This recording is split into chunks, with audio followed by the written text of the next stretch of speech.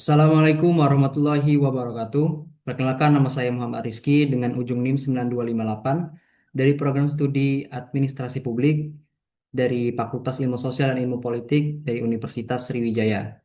Baiklah, pada pertemuan atau pada video kali ini saya akan memaparkan atau mempresentasikan tentang hasil diskusi saya mengenai rancangan masa depan mahasiswa administrasi publik. Baik, untuk yang pertama yaitu mengenai tentang rencana karir.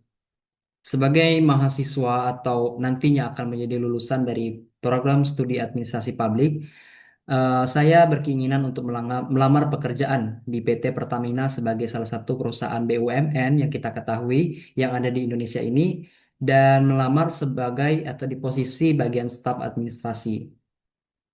Oke, next. Nah, setelah saya apa namanya melihat dan mencari apa syarat atau kualifikasi dari untuk bisa melamar di instansi tersebut. Sebenarnya ada beberapa poin yang saya temukan, tapi hanya 4 poin penting yang saya tampilkan di sini. Yang pertama, syaratnya yang pertama adalah pendidikan minimal D3 atau S1 dari jurusan administrasi, sekretaris, dan juga manajemen. Dan yang kedua, syarat yang kedua yaitu maksimal berusia 30 tahun. Dan yang ketiga itu menguasai Microsoft Office seperti Word, Excel, and PowerPoint. Dan yang ketiga yaitu sehat jasmani dan rohani. Baik, lanjut. Nah, di sini juga saya paparkan analisis SWOT diri yang terdiri dari strength, traits, opportunities, and weakness. Oke, untuk yang pertama yaitu strength atau kekuatan saya. Kekuatan yang saya miliki sekarang dengan latar belakang pendidikan dari jurusan administrasi publik sangatlah mendukung atau relevan dengan pekerjaan administrasi yang saya lamar di PT Pertamina tersebut.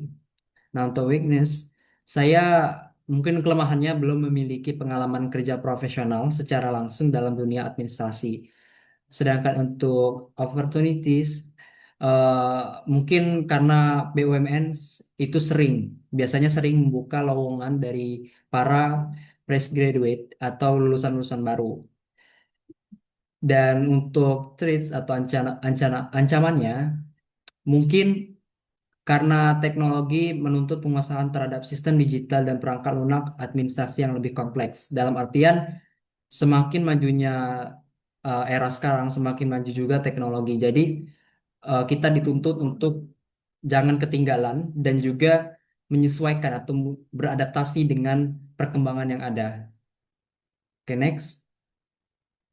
Nah, di sini saya memaparkan juga tahapan dan target. Saya memaparkan ada tiga, yaitu jangka pendek, jangka menengah, dan juga jangka panjang. Untuk jangka pendek saya sendiri, untuk jangka pendek saya ingin mempertahankan IPK tentu dan mengikuti beberapa organisasi atau komunitas dan juga mengikuti beberapa pelatihan atau workshop. Bisa dikatakan untuk jangka pendek ini sekitar ya 1 tahun ke depan, mulai dari sekarang sampai ke 1 atau 2 tahun ke depan saya mencakup ini ke bagian jangka pendek saya. Nah, untuk jangka menengah itu sekitar 3 sampai 5 tahun bagi saya.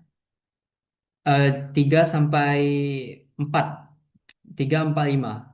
Dan jangka menengah saya adalah untuk mengasah skill public speaking menjadi lebih baik dan apa namanya belajar bahasa asing selain bahasa Inggris, magang di instansi tertentu yang apa namanya terutama untuk instansi dari pemerintah dan juga ingin membuka bisnis. Dan untuk jangka panjangnya ini sekitar 5 sampai 10 tahun ke depan. Tentunya saya ingin lulus tepat waktu dan mendapatkan gelar pujian. Dan setelah itu saya ingin mencari sertifikasi yang relevan dengan PT Pertamina dan BUMN lainnya. Nah, untuk poin yang terakhir yaitu tentang alternatif plan. Saya memiliki plan A dan plan B. Dan selain Pertamina, saya memiliki rencana untuk tes kepegawaian BUMN lainnya seperti PT KAI dan beberapa instansi yang lain. Karena seperti yang kita ketahui bahwasanya BUMN memiliki banyak sekali apa namanya perusahaan di bawahnya yang di bawah kendali BUMN atau mungkin juga akan melamar di BUMS juga. Nah, untuk plan B, saya ingin menjadi dosen, terutama yang berhubungan dengan ilmu sosial dan ilmu politik. Dan juga ingin, seperti yang saya jelaskan sebelumnya, ingin membuka usaha dan ingin membuka peluang pekerjaan bagi orang lain. Ya, baik itu saja penjelasan pemaparan dari materi, dari hasil diskusi saya sendiri, dan saya presentasikan. Apabila ada salah kata dan kekurangan kata, saya mohon maaf sebesar-besarnya. Saya akhiri, wassalamualaikum warahmatullahi wabarakatuh.